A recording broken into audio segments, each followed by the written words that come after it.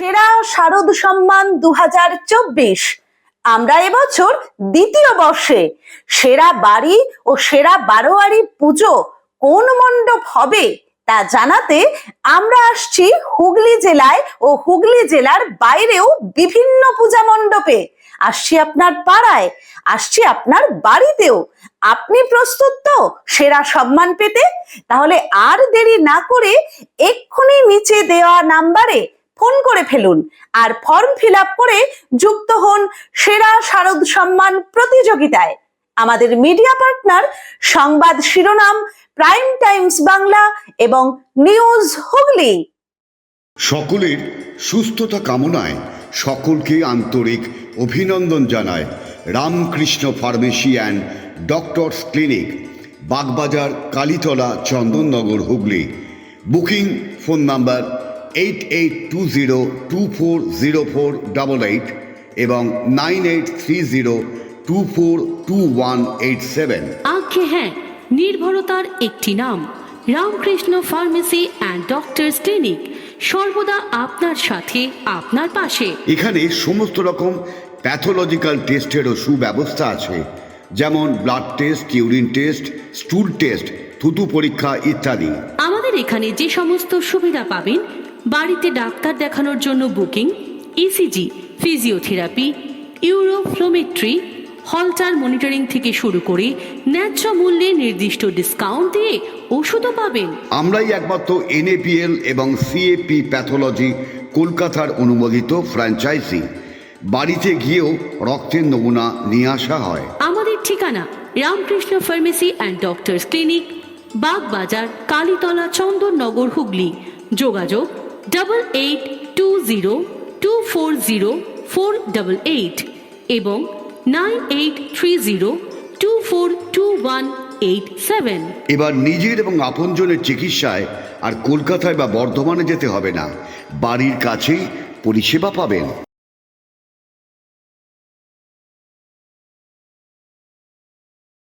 Priyanka ladies and gents corner দিচ্ছে পুজো ধামাকা offer, mega offer. আগে হ্যাঁ, ব্যান্ডেল স্টেশন রোড, বাঁশতলা মোড়ের কাছে Priyanka ladies and gents corner পুজোয় দিচ্ছে মেগা অফার। দিচ্ছে কেনাকাটায় 10% থেকে 40% পর্যন্ত ডিসকাউন্ট।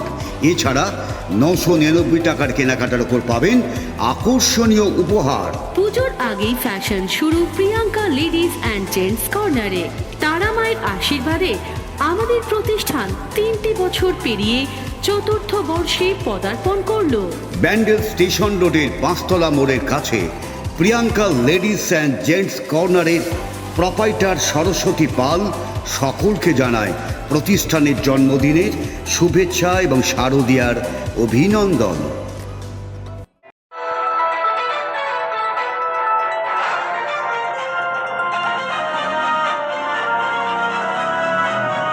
আপনারা দেখছেন নিউজ বাংলা প্রতিদিন, মানুষের সাথে, মানুষের পাশে। আপনারা দেখছেন নিউজ বাংলা প্রতিদিন, আমি গীতা। দেখে নেব আজকে হেডলাইন্স।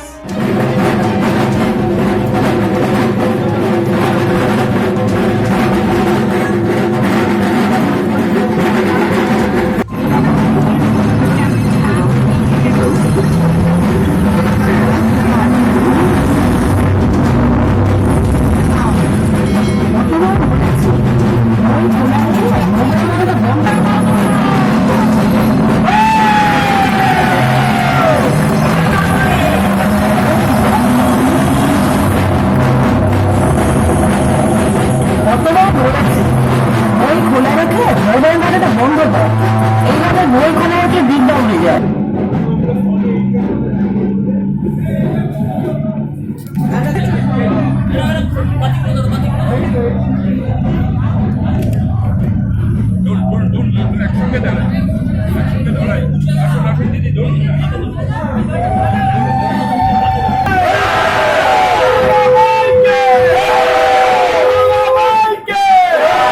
মায়ের কামনা সবাই সুস্থ থাকুন, ভালো থাকুন।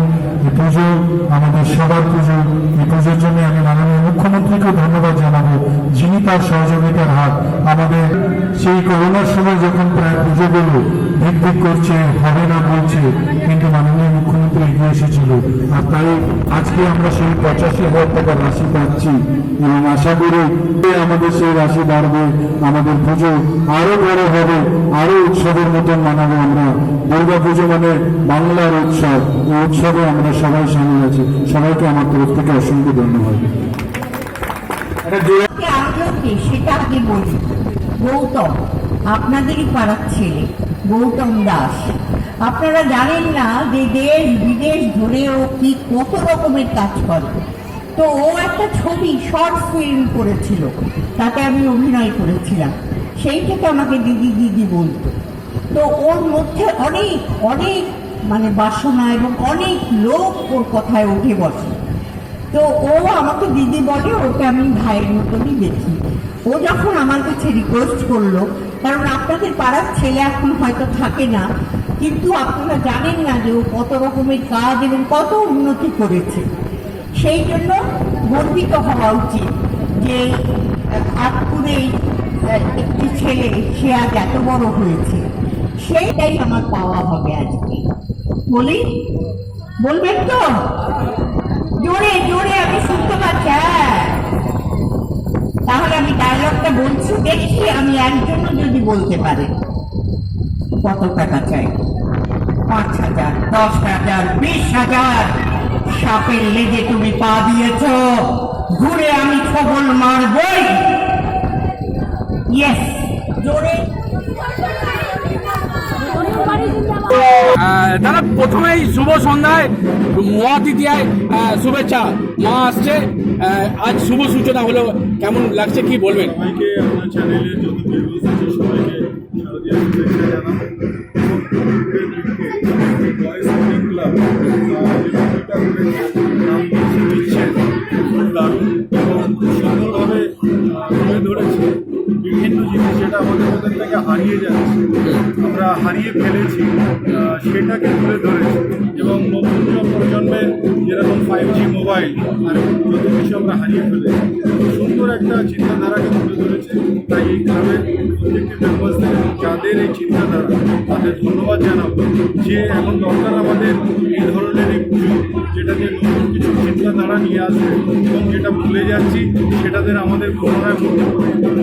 তাই ক্লাবের সবাইকে ধন্যবাদ জানাই এবং প্রত্যেকটি ভিউয়ার্স সবাইকে শারদীয়ার শুভেচ্ছা। মানুষ একটু আতঙ্কে ছিল যে পুজোটা কিভাবে কনফিউজ হবে, একটা জঘন্যতম, যদিও বা একটা ঘটনা ঘটে গেছে, কিন্তু বাংলার মানুষ উৎসবকে ভালোবাসে। ঝগড়া ঝাঁটি দ্বেষ সব থাকে, কিন্তু এটা পুজোর মাস। পয়লার দিন থেকে আমাদের মধ্যে একটা আবেগ কাজ করে, সেই আবেগ হচ্ছে মা দুর্গা পুজো।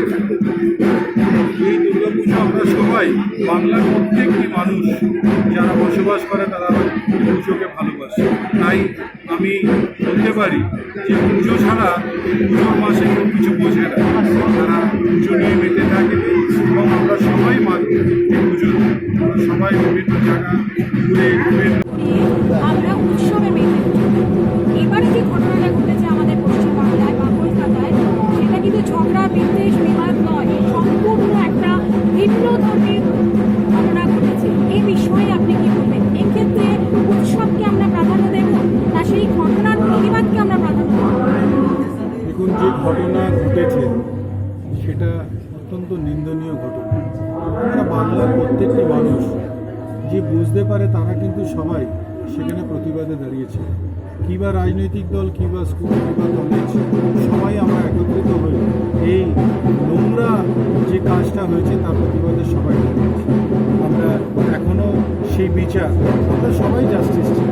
আমরা তাই চাই যে যারা এই ধরনের নৃশংস কাজ করে তাদের শাস্তিও ওই ঝুলিয়ে শাস্তি নয়, কেউ 5 বছর, কেউ 10 বছর, কেউ 7 বছর, তা নয়। তাদের একটা দৃষ্টান্তমূলক শাস্তি দিতে হবে, যে শাস্তিটাকে দেখে আগামী দিনে যারা এটা ভাববে তাদের যেন কেঁপে উঠে বুক, যে তারা এই ধরনের কোনো কথা যেন চিন্তাও না করতে পারে।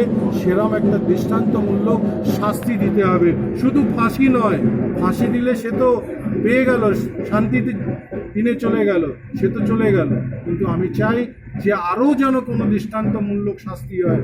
যেরকম শুনেছি আরব দেশে যে তাদের জীবিত রেখে তার অঙ্গ কেটে নেওয়া হয়, আমার মনে হয় এই মানুষগুলোকে সেই রকম শাস্তি দেওয়া উচিত।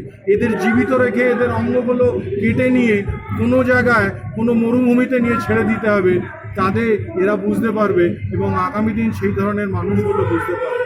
তার সাথে সাথে এটা বলবো যে আমরা দুঃখিত, আমরা মর্মাহত, কিন্তু সাথে সাথে এই মায়ের উৎসবও কিন্তু আমাদের। আমরা ওটার সঙ্গে যেরকম করছি সের সঙ্গে এটাকেও আমরা পালন করব। তার মানে আমরা সে অভয়াকে ভুলে যাচ্ছি না, তার জাস্টিসের জায়গা থেকে সরে যাচ্ছি না, সেটাকে আমাদের মাথায় রেখেছি। কিন্তু এই উৎসব সবার, আমরা সারা বছর সবাই মিলে এটা আনন্দ করি। এই আনন্দের সময়টা আমাদের নিশ্চয়ই রাখতে হবে। ছোট ছোট বাচ্চা তারা বোঝে না, আমরা নিশ্চয়ই বুঝবো। আমরা হয়তো সরে আসবো, আমাদের মুখে একটা দুঃখের ছায়া রয়েছে, কিন্তু সে বাচ্চাগুলোর জন্যে, আবাল বৃদ্ধদের জন্যে, তাদের পাশে দাঁড়ানোর জন্যে এই উৎসবকে আমাদের বজায় রাখতে হবে। আবার আমরা ফিরে আসবো, যখন দরকার হবে তখন নিশ্চয়ই সেই জাস্টিসের জন্য আসবো। সবাইকে ধন্যবাদ।